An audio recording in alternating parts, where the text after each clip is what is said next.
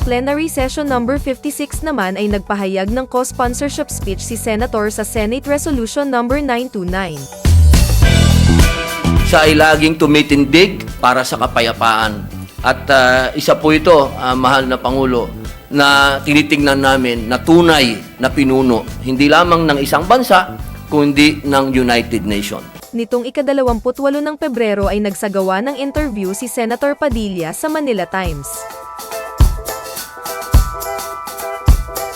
Sa plenary session number 57 ay nagpahayag muli ng co-sponsorship speech si Senator Robin patungkol naman kay former Defense Secretary Delfin Lorenzana.